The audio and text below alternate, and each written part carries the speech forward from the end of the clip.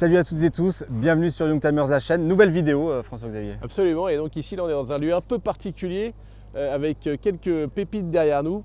Eh oui, parce que c'est la vente aux enchères d'Arcurial Motor Cars, vente 100% Renault avec une centaine de véhicules de l'automobilia. Il y a vraiment un peu de tout et évidemment de Youngtimers. Et toi tu as vu des bons coups. Moi j'ai vu des voitures qui m'intéressent en tout cas, qui pourraient m'intéresser en tout cas. Voilà, donc derrière nous on a la planète Youngtimers réunie, Clio Williams, Alpine GTA V6 Turbo et une A610 Turbo Evo. Pas n'importe Très rare. Très rare. Et dans le fond là-bas, dans les arrière-cours, moi j'aime bien toujours aller fouiner là où personne ne va. Je le savais. Il y a un espace grand écran, il y a une R25 limousine, enfin il y a des trucs assez sympas. Ouais. Et sous la tente, il y a de la monoplace, oui. Évidemment F1, il y a de l'endurance, de l'automobilier avec plein d'accessoires, des casques, des combis, des concept des cars. Petites maquettes, des clés, des maquettes au 1.43 et un peu plus grandes aussi qui ont été faites en bois, etc., en résine. Bon, il y a peut-être des coups à faire. Faut voir. Allez, c'est parti.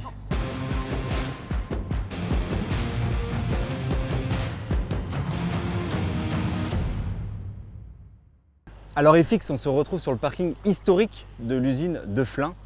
Oui, absolument. Parce qu'à l'époque, quand même, ça a commencé en 1952. Elle s'est arrêtée 72 ans après et ils ont fait la Zoé électrique dernièrement. Ils ont fait la Clio, 4 générations de Clio. Oui. Ils ont fait la R5. Enfin, plein de modèles. Arcurial, la maison de vente aux enchères française, a choisi l'usine pour faire sa vente. Et donc là, juste derrière nous, on a déjà un beau panel de Youngtimers puisqu'on a une A610 série limitée à 2 exemplaires, une A610 Evo. À côté d'elle, celle un peu qui l'a inspirée, c'est la GTA Grand Tourisme Alpine qui est sortie en 85.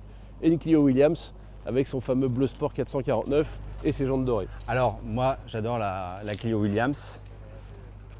Ils ont gardé, parce que je le sais, ils ont gardé la numéro 1 produite à l'usine. Oui, ils avaient offert à l'époque à Bernard Dudot qui était en charge du programme Renault F1. Et elle a été vendue depuis, lors d'une vente. Et là ici, on a affaire à une... C'est une phase 2. Alors 2. Pourquoi phase 2 ? Alors tout de suite. Comment on les reconnaît ? Ouais. Les rétros, les baguettes latérales, même l'avant au niveau de la calandre, il y a des petites différences. Donc la phase 2, elle est sortie en même temps que le restylage de la Clio première génération, c'était en 94. Parce que devant le succès qu'avait rencontré la première phase, ils se sont dit qu'ils ne pouvaient pas en rester là. Donc ils ont continué à la produire jusqu'en 1996, jusqu'à ce que le moteur soit condamné par les normes anti-pollution. Alors quand elle est sortie, c'était direct un collector. Déjà, Renault, là où ils ont fait fort, c'est qu'ils ont pris une couleur unique et avec les jantes dorées. Bleu, donc là. Ça, évidemment, quand on a le bleu sport et les jantes dorées, l'avantage c'est qu'on la reconnaît forcément au premier coup d'œil. Et puis c'était une voiture d'homologation en groupe A et en groupe N en rallye. Voilà, donc c'était requis par Renault. Ils lui ont redonné après les couleurs de la Williams F1 de Nigel Mansell qui a été sacré champion du monde en 1992. Et donc voilà, c'est pour ça que c'est devenu un collector. Ils en ont fabriqué 12 000 exemplaires et aujourd'hui encore, c'est une des petites sportives les plus mythiques, les plus performantes et les plus plaisantes à conduire. Parce que normalement, pour l'homologation, c'était pas 12 000, c'était 2500. Oui, alors... Mais ils ont flairé le filon. En fait, quand ils ont vu que ça se vendait bien, ils en ont fait déjà 3800 de la première phase. Et ensuite, ils ont remis le couvert en phase 2. Ils se sont dit, on continue, on y va, on avance. Et ça continue à bien se vendre. Ils en ont vendu 12 100. Alors évidemment, le bleu, on le retrouve aussi à l'intérieur. Fond de compteur, pommeau de vitesse. Là, le W de Williams. Les sièges baquets, La moquette, tout ça. Et par contre, regardez, il n'y a pas de plaque de numérotation. Alors pourquoi FX ? Parce que sur les séries 2, elles n'étaient pas numérotées sauf sur demande. Donc c'est une petite plaque en laiton qui est rivetée là juste en dessous des 3 boutons. Et sur les séries 2, en général, on ne la retrouve pas. Ça n'enlève rien évidemment aux performances de la voiture, mais les amateurs de collector vont vous dire, moi je cherche une numérotée et donc ça sera forcément une phase 1. Alors, si vous vous posez la question, pourquoi elle est à vendre ? Alors, évidemment, Renault a garde à chaque fois un exemplaire. Ce sont des doublons, des triplons. Là, ils en avaient 2. Ils ont gardé évidemment la numéro 1 produite, phase 1, c'est normal.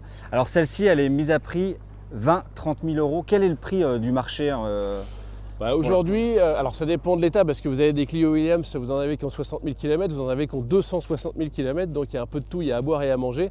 Il y a des voitures qui peuvent avoir des soucis de corrosion au niveau des bas de caisse.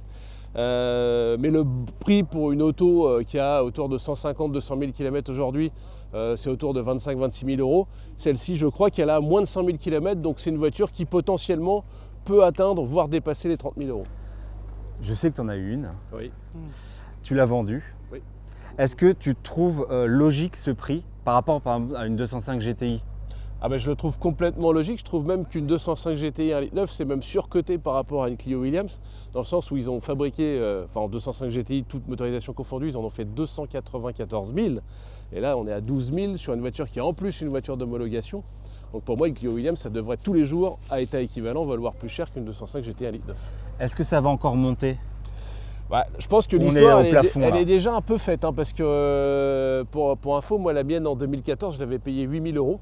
Ah oui? Donc avec 139 000 km, je l'ai revendu, je peux le dire, hein, parce que je l'ai revendu 26 000 euros il y a 2 ou 3 ans. Et je pense que là, voilà, on est un peu au taquet de ce que ça vaut. C'est-à-dire, en gros, une phase 2, ça va être quelque part entre 25 et 28. Et une première série, ça va être entre 28 et 30. Éventuellement au-delà, si on a vraiment un exemplaire exceptionnellement, faiblement kilométré. Mais sinon, voilà, je pense que voilà, l'histoire, elle est déjà faite pour cette voiture. Alors on est sur le premier jour de l'exposition, il est 11h du mat, il s'est déjà en fait blindé, c'est hyper populaire en fait. Bah, les Renault, de toute façon, en France, c'est hyper populaire. Voilà, c'est avec les Citroën, c'est les deux marques les plus populaires françaises. Là, ici, alors c'est une Renault parce qu'elle est badgée Renault. En fin de carrière, elle a été rebadgée Alpine. C'était l'époque, alors quand elle est sortie en 85, c'était même un badge sur fond carré qu'il y avait devant. Et donc elle s'appelait Renault Alpine. Et ensuite, elle a été rebadgée plus tard Alpine en toute fin de carrière, je crois que c'était en 89.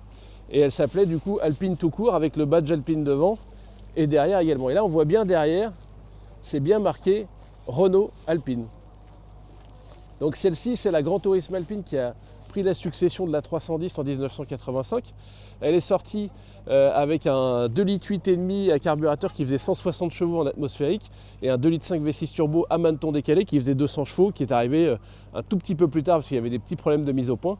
Et donc ça, la turbo, c'est forcément la version la plus recherchée parce que c'était l'Alpine qui rivalisait en termes de performance avec la Porsche 944 turbo et avec la 911 Carrera 3,2 litres, c'est-à-dire qu'on parle de 250 km/h. On parle de 26 secondes 8 sur le 1000 mètres départ arrêté. T'as tout appris là par cœur. C'est des performances. C'est une voiture que je connais très bien. Ouais, parce que... c'est une voiture que je connais très bien. Et c'est une voiture qui, alors curieusement, tu vois, ça vaut le prix d'une 205 GTI 1,9 litre. C'est incroyable. Ils en ont fait 6000 exemplaires. Là, on reconnaît, c'est une version restylée, on la reconnaît parce que... Venez voir à l'intérieur. Les premières, elles avaient la typographie rouge au niveau des fonds de compteur.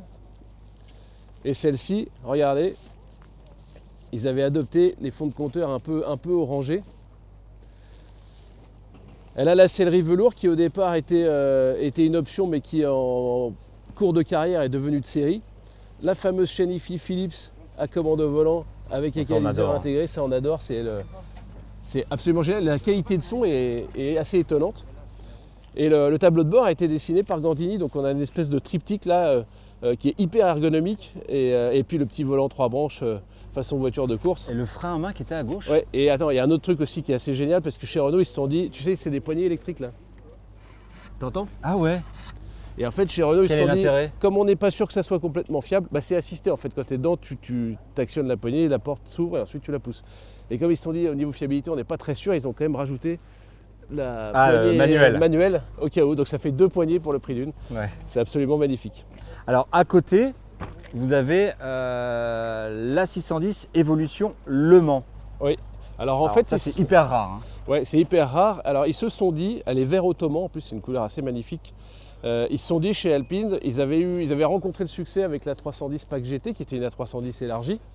Ils ont rencontré le succès aussi sur la base de la GTA avec la Le Mans, qui avait les jantes BBS et qui était aussi une Alpine élargie. Ils se sont dit on va remettre le couvert avec la 610 qui s'est très peu vendue. Ils en ont vendu 818 des Alpine A610 en tout. Et donc ils ont développé une A610 Evo qu'on reconnaît effectivement à des ailes un peu élargies et le double aileron derrière. Et surtout on a les jantes Gotti, ouais. Et sous le capot on a le V6 PRV en 3 litres qui développe sur cette série particulièrement 280 chevaux. Donc plus puissante que la 610 d'origine qui en fait 250.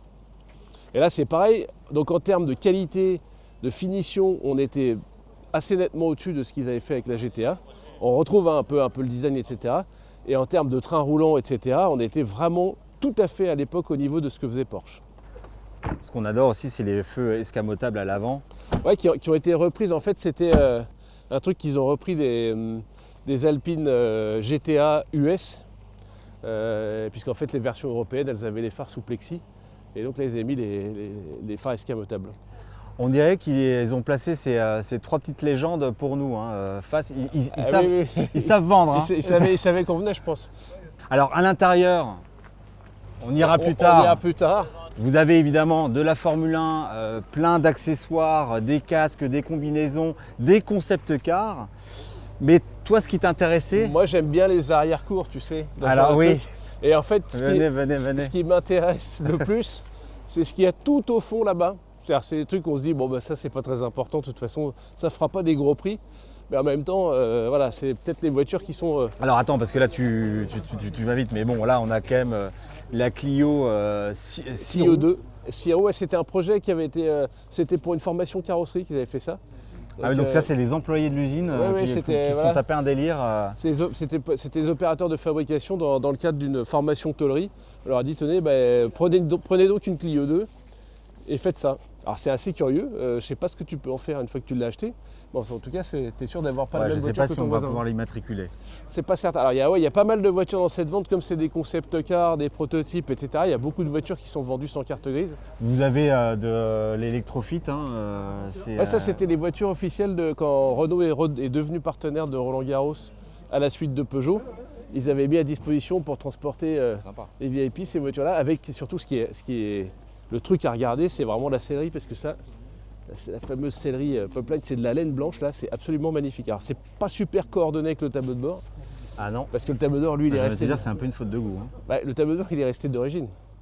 Mais là, par contre, tu vois, c'est comme, je crois que c'est la même matière qu'ils avaient mise dans, tu sais, dans le concept car Renault 17 électrique là. Oui. Il y avait cette espèce de, Ah ouais. voilà. Et alors celle-ci, celle-ci, tu peux les immatriculer parce que le système, il est homologué par le Méhari Club de Cassis. Donc D'accord, sur ok. Retrofit. Et donc il y en a plusieurs exemplaires là. Ah oui, t'en as une petite Ouais. flopée. Donc c'était quand ils étaient partenaires de Roland Garros. Alors, tu voulais me montrer quoi exactement Ah, moi, je veux. La fixe. Il y a plusieurs autos. Alors il y a un truc qui est très marrant là-bas qui a servi pour un film déjà. Ah, je sais. La Renault 21. Alors, je ne connais pas ce film. C'est Mais une on en a comédie beaucoup parlé. qui a pas. C'est avec C'est pas Boujna, un film non. d'auteur. Oui, et Richard Anconina. C'est Lévi et Goliath. C'est une comédie de 1987. Ça, Et c'est donc ils avaient n'importe quoi. fabriqué une R21 comme ça. Je crois qu'il y a 6 portes. Oui. Il y a même plus que ça. Hein. Ah oui, il y en a plus. Ah ouais, non, ouais, il y en a 6. Ouais. 1, 2, 3, 4. Il y en a 6 par côté. Il y en a 6 par côté. Évidemment, plusieurs essuie-glaces. Et, Plusieurs volants. elle se donc. conduisait en fait par le dessus. Hein. Ouais. Ah, ça par contre j'ignorais, ouais. Bah si. Ouais, bah si, bah, là, Si, ouais, si, évidemment, si, tu as si. la colonne de direction Si, si. qui descend là. Ouais, Et ouais. bah non, mais en fait, tu accélères, tu freines. En fait, c'était vraiment en haut, quoi. Bon, ça, franchement, Bah, ça, si t'en as envie, quoi. Mais bon, t'en Bah, feras c'est- rien. Tu partiras pas en une vacances pièce de avec. musée, quoi. Ouais. Alors, au niveau des prix, 2000, 4000. 2000, 4000 euros, ouais. À C'est- côté, Mais c'est vrai que c'est compliqué en fait à juger en termes de tarifs. Bah, en quand fait, on te met ça dans les mains. bah, ça passe ou ça casse. C'est soit les gens te disent j'en veux pas du tout, soit t'as un type qui la veut absolument. J'aime bien, il y a des petits porte-drapeaux là. Là, je sens. Ouais. Ça, c'était la voiture qui a été utilisée par Raymond Lévy à l'époque. C'est une Renault 25 limousine. Alors, Raymond Lévy, qui était Qui était le PDG de dirigeant Renault, de Renault à l'époque. Et donc celle-ci, elle est de 1985. Alors là, si je vous dis qu'elle est 1985, les gens vont dire ah oui mais c'est pas possible parce que la phase 2 est sortie en 88. Mais en fait, elle a été recarrossée, ils l'ont transformée en phase 2. D'accord, donc Donc c'est carrossé une par 85 Eliez. carrossée par Eliez et ils ont retransformée en série 2. Donc avec avant-arrière et par contre il y a juste les jantes qui elles Alors, sont- regardez, limousine parce qu'elle a été rallongée de 23 cm. Ouais. Et puis, celle-ci, elle est lourde. Ouais, vitrage blindé. Vitrage blindé, Elle a regarde. juste les jantes de Safran V6 RXE qui elles sont pas d'époque. Regardez-moi ça là. Venez voir la taille, l'épaisseur Des portes. des portes. Alors on peut pas vous montrer le. Il y l'arrière, a un comme truc, ça. c'est que là-bas, tu as un petit strapontin au milieu, dos à la route, là, entre les deux sièges avant. Voilà, soit pour un attaché de presse ou un agent de sécurité. Les deux sièges arrière séparés. Oui. Tu as tout le confort, tu as une liseuse, siège réglable électrique, Boîte mécanique, par boîte contre. mécanique. Tu as toujours la chaîne IFI comme dans l'Alpine, la même, sauf que l'afficheur Ah, il devait être bien là. déporté. Ah oui, Ah, Raymond devait être bien là. on est impeccable. Et donc sous le capot, par contre, on avait le V6 PRV. Alors ça de suffisait X7. pour transporter autant là? Parce que ça fait plus de 2 tonnes ça. C'est un peu juste. Hein. Déjà que ça consommait déjà bien, le 144 chevaux, il consommait déjà ce qu'il fallait dans sa version d'origine. Là, je pense qu'il fallait pas trop regarder à la dépense. Alors à Un côté, Scénic, Tour du monde. Alors là, il y a quelques voitures. Il y a deux voitures qui ont participé un peu à des raids. Il y a ce Scénic qui est ici, donc il y a un Scénic RX4. Et juste à côté là-bas, on a un espace qui a servi sur un raid, je crois que c'est Conakry jusqu'au Cap Nord, pour tester la fiabilité de la Renault 19. Donc c'est un espace quadra, puisque c'est alors quadra pour 4 roues motrices. 4 roues motrices, parce que c'est d'ailleurs la seule génération d'espace qui est sortie en quadra. Tu vois, c'est Conakry Cap Nord. Donc de 1988, et c'était pour tester la fiabilité de la R19 qui est sortie fin 88 pour millésime 1989. À côté, on a un espace grand écran qui est peut-être la plus. Alors la grand voiture la écran, plus sympa. je connaissais pas. C'était pour ouais, alors il y a les petits jets de Gaumont en fait. Voilà, donc c'était sur une base de RXE, donc la base haut de gamme, avec le 2,2 litres catalysé de 110 chevaux. Ça, c'est une voiture intéressante, je peux aller super propre et à mon avis, c'est peut-être la voiture à acheter de cette vente, enfin pour celui qui a moins de 15 000 euros. Donc, bien sûr, après, on peut acheter aussi une Formule 1 400 000, mais c'est pas le même budget. Quoi. Oui. Ouais. Sur le grand écran, il a le double toit avant, il a plein de choses pour regarder d'ailleurs. Parce qu'on dit toujours que la phase 1 c'est le collector, mais Moi, je pense que, ouais, moi j'aime bien le dessin aussi de celui-ci. pour moi, le plus bel espace, c'est le 2, c'est celui-là.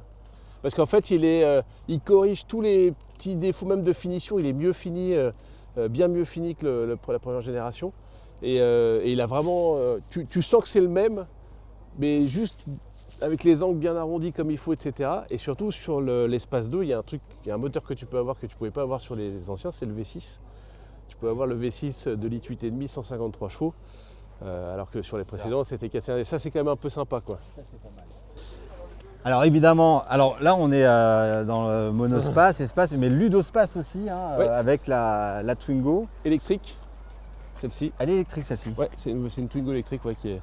Alors après là ici on est vraiment sur plein, comme la Clio à côté, on est sur des voitures de test que Renault avait sorties pour faire voilà, des expérimentations et puis plus ou moins ça a été suivi en série ou pas.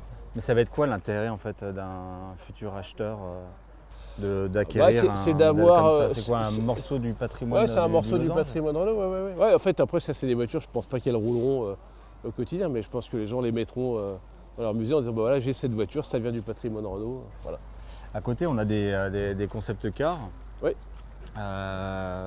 Trafic, là on a le Kangoo. Il est hyper sympa Il celui-ci. est énorme, ouais. Il est beaucoup plus gros qu'un Kangoo de Ouais. réalisme. Beaucoup plus gros. Là ici, Et là on donc, dirait que c'est des sorties de grange. ouais, il y a quelques vieilleries. Freyat. Là c'est une Renault 3 je pense parce que.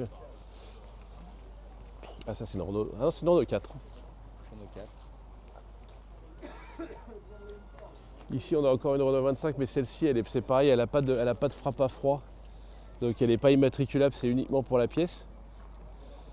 Donc c'est le même. En fait si tu veux la limousine qu'on a vue tout à l'heure de Lévy, elle était censée avoir cette face avant. Pas tout à fait mais ça c'est une première série. Bon, FX, là on a fait Le tour du parking des voitures d'occasion. Voilà, ouais, ouais, c'est ça. C'est quand même sympa déjà pour les gens, les passionnés du losange, de venir ici Ouais. et découvrir un morceau du patrimoine parce qu'il faut le dire, pendant des années c'était fermé au public. Ouais. Donc même Là, aux médias. C'était même sous bâche souvent. Sous enfin, bâche, tu pouvais etc. pas- Donc déjà de 1, c'est super sympa. Et de 2, c'est de s'offrir un morceau du patrimoine du losange. Maintenant, est-ce que ces prix vont flamber? On ne sait pas, sait parce pas. que Non, mais il y a- quand tu vois des mises à prix à 2 000 à 4 000 pour des concept cars ou autres, tu te dis, bon, c'est pas si cher que ça, C'est mais pas bon, si- c'est il pas peut y si avoir cher, des ça. batailles. Il peut y avoir des batailles, il peut y avoir des voitures qui s'envolent. Alors après, le truc, c'est qu'il y a quand même pas mal de voitures qui ne pourront pas reprendre la route parce qu'elles ne sont pas immatriculables. Ça, il faut quand même le savoir. Mais c'est précisé, évidemment, c'est totalement transparent. Hein. C'est précisé dans le catalogue et c'est précisé au moment de la vente. Et il y a effectivement des voitures qu'on ne pourra pas, qui ne seront pas immatriculables, typiquement la Renault 25 qu'on vient d'évoquer. Est-ce que lors d'une vente comme ça aux enchères, ça va refixer des prix sur certains modèles? Alors ici, c'est un peu particulier parce que c'est des voitures bien particulières, c'est pas du tout venant, quoi. Donc ça ne va pas forcément donner de valeur marché pour la suite. Voilà, des ventes plus classiques, traditionnelles, avec des voitures immatriculables, connues, etc. Ça peut donner une tendance, en tout cas pour l'année qui vient. Là, on est quand même sur une vente un peu à la marge, quoi. C'est-à-dire que c'est un peu différent de ce qu'on a l'habitude de voir. Si tu dois en garder qu'une là sur ce parking, toi tu choisirais l'espace? Moi, j'aime bien l'espace grand écran, ouais. Moi j'aime bien la R25 V6 limousine, mais bon, mais voilà, c'est un ouais, paquebot, quoi. l'espace grand écran, ça me paraît pas mal. Après, il y a quelques voitures de course aussi à l'intérieur qui sont sympas. Mais ça, pour ça, je pense qu'on n'a pas le budget. Hein. Non, mais on va quand même aller On les va voir. quand même aller les Allez, voir. c'est parti. On s'est mis un petit peu au chaud, François-Xavier. Alors ça, c'est quand même un fait rare. Un barnum de rêve. Voilà, un barnum de rêve. Renault vend une partie de ses monoplaces. Oui. Et pas des moindres. Là, on a la RE40 conduite par Prost. Il y a une F1, il y a une Williams. C'est quand même super sympa. Oui, alors il y a quelques chocards, donc c'est des voitures qui n'ont pas de base technique, qui sont juste des maquettes. Donc ça, on peut se payer un chocard effectivement pour le prix, j'allais dire, d'une voiture normale. Pour le salon, c'est bien. Hein. Mais pour la mettre au-dessus de sa cheminée, c'est pas mal. Ouais. Et à l'inverse, par contre, pour avoir une vraie voiture qui roule, il faut mettre 10 fois plus, facilement. Voilà. Celle-ci, 250 000. Alors ici, en fait, on a toute l'épopée un peu représentée de Renault Turbo. Donc ils ont commencé en 1977. C'est Renault qui a apporté quasiment le turbo en Formule 1. Avec des tout petits moteurs, c'était des V6 1500 cm3 qui mettaient dedans. Et donc on a quasiment toutes les générations de 77 jusqu'à ce que Renault se retire de la F1 une première fois. Et puis après on a, quand Renault est revenu avec Williams et les moteurs V10, on a aussi de l'autre côté toute une palanquée de CF1. Donc il y en a vraiment pour tous les goûts. Et donc c'était la fameuse livrée blanche, jaune et noire. Ah bah ça c'est iconique. Et puis avec les pilotes Arnoux, Jabouille. Ouais, il y a Tambay, Prost évidemment. Prost. Voilà, donc c'est des voitures, et c'est des voitures qui, pour les dernières en turbo, en qualification, ils poussaient, alors évidemment, pour aller plus vite, ils tiraient sur les turbos, ils montaient jusqu'à 1200 chevaux. Ah oui? Ah oui, oui. Et donc évidemment, après, quand on est revenu au moteur Atmo, c'était plus la même musique. C'est vrai qu'en fait là tu parles, mais chocard vrai, donc c'est 20 000. C'est 1 à 10, ouais. 30 000, 300 000. 20 000, 300 000, ouais. Il y a aussi des moteurs. Ouais, ça c'est le moteur V10 F1 bien connu, qui a été champion du monde plusieurs fois. Donc à l'époque il y avait Villeneuve, ça c'était plutôt les années 90, donc c'était l'époque de Villeneuve, de Damon Hill, etc.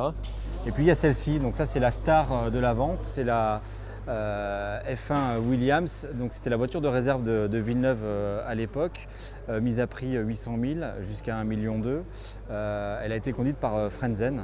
Donc le Villeneuve a été champion du monde en 1997 sur celle-ci. Voilà. Et c'est alors ce sont des voitures qui aujourd'hui, alors il existe des formules parce que vous pouvez faire le Grand Prix de France historique. Je ne sais pas si celle-ci est éligible parce qu'elle est peut-être un peu récente.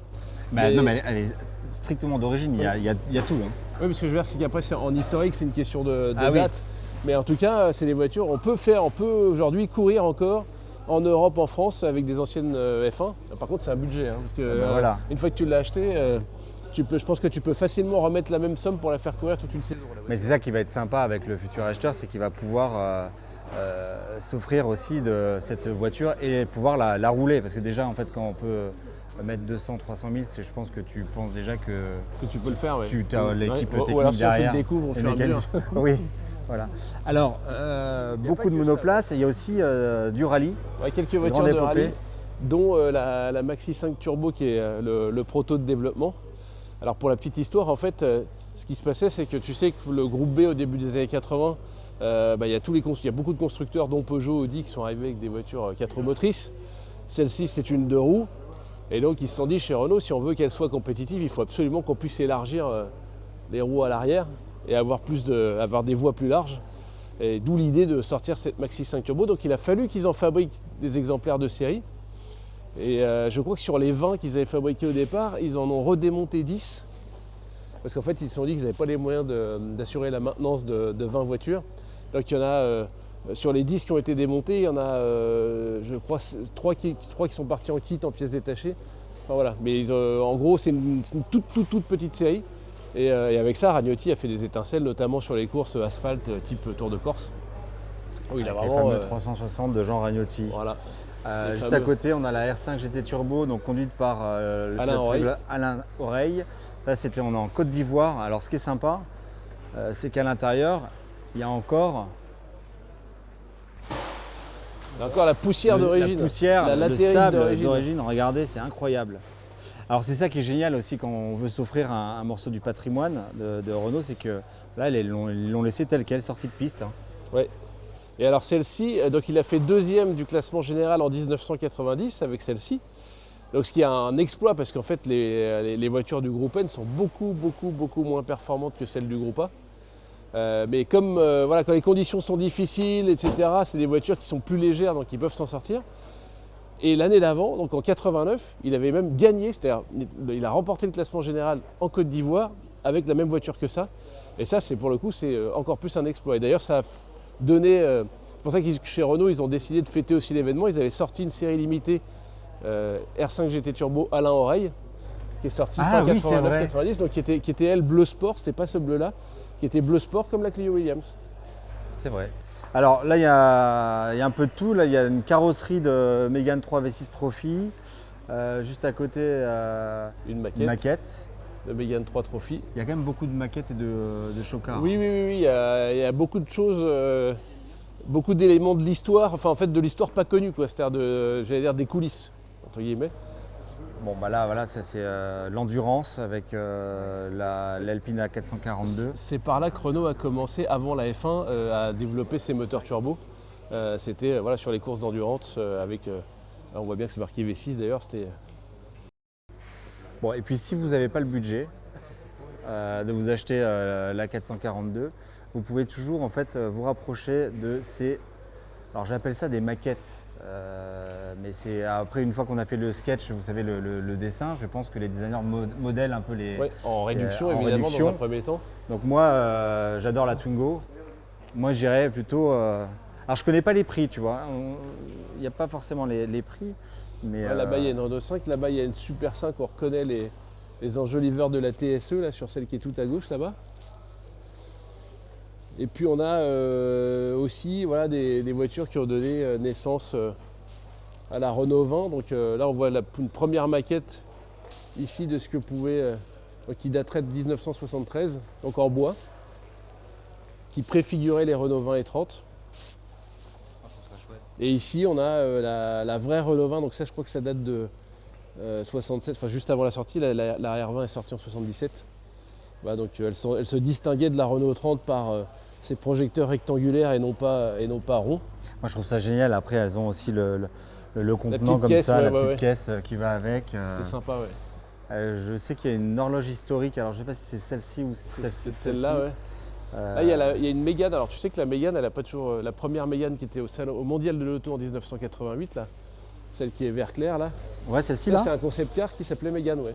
Donc la Mégane finale, comme on l'a connue ça avait une bonne gueule, en 95, ouais, elle ressemble évidemment pas beaucoup à ça. Donc là, ouais, on a quand même tout un tas de voitures et après on a quelques autos plus anciennes. Oui, 1922. Oui, bah oui, ça va, et ça va jusqu'à la type A, donc la première Renault du nom. 1898, Louis Renault produit sa première auto. Et ça, alors ce sont des répliques parce qu'évidemment Renault a gardé la version originelle des 7 qui restent. Et voilà, donc il y a une version, une réplique, tu vois. Ouais. Ils avaient fait ça pour le centenaire en 1998. Voilà, alors, il y a beaucoup de monde. Hein. Ah, une Twingo. Alors ça tu connais, mais ça c'est improbable, c'est la gueule d'une… Le Gypsy là. Ouais. Ça c'était pareil, ouais, c'était le bureau de recherche exploratoire de chez Renault. Donc ça n'a jamais vu le jour en série, ça. C'est pareil, je pense que... Donc c'est une mini Jeep, ouais, effectivement. Et à côté, la Twingo, donc rétrofit, donc on rappelle ce que c'est rétrofit, c'est moteur électrique, c'est ça, dans une voiture ancienne. Ouais, exactement, En ouais, gros. ouais. Gangsta, crew prototype, ouais, ils se sont tapés un petit délire. 1995. Là Alors aussi, celle-ci, c'est un on proto. n'en parle pas beaucoup du speeder. Alors c'est un prototype. Ouais, c'est un proto mais parce qui- qu'ils donc c'est le prototype, c'est pas le prototype du speeder pare-brise, mais parce qu'il date de 98, mais c'était un proto pour lui adapter, tester le principe d'une boîte séquentielle sur ce moteur. Et donc la voiture là, elle est vendue sans moteur et sans boîte de vitesse.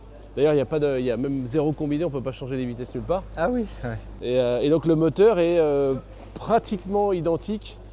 Enfin, c'est le F7R. Donc c'est le moteur dit de la Clio Williams, c'est-à-dire que c'est le même code moteur, mais en réalité, quand on fouille un peu, il y a 80% des éléments à l'intérieur qui ne sont pas les mêmes. Mais il fait quand même 150 chevaux comme celui de la Clio Williams. Il est plus proche de celui de la Mégane coupé, celui-là. Et ensuite, on a des concept cars. Clio 3 RS, Renault Modus Concept. Alors la Modus, elle a fonctionné ou pas cette voiture? Franchement, commercialement, ça a été ni un succès ni un échec. C'est une voiture sympa, mais ça n'a pas été, voilà, ça a pas été le raz-de-marée comme la Twingo, évidemment. Ouais. Ça n'a rien à voir. Kangoo, Ouais. Clio Grand Tour Concept. Ouais, il y a beaucoup de concept cars, des voitures en fait qui sont vraiment à mettre dans un musée ou dans un salon, ouais, clairement. François Xavier, Oui, Nicolas. on a fait le tour, On a fait le la tour. petite visite du propriétaire. Maintenant, on attend les résultats. Ouais. Maintenant qu'on a montré tout. On les connaîtra dimanche. Voilà, on les connaîtra dimanche et d'ailleurs on reviendra avec une vidéo parce que Arcural ne sont pas les seuls cette semaine, où il y a même la semaine dernière, il y a eu d'autres maisons de vente aux enchères. Les Bonhams, Agut, CCA. Ça a bien fonctionné donc, d'ailleurs, la vente à Gut. Oui, en oui, Youngtimer, apparemment, ouais. voilà. Il y a eu beaucoup de Youngtimers dans cette vente. C'est un peu- Mais évidemment, c'est la mode. c'est ce qui fonctionne. On se retrouve très vite du coup pour une nouvelle vidéo. Salut FX. À bientôt. Ciao ciao. Ciao.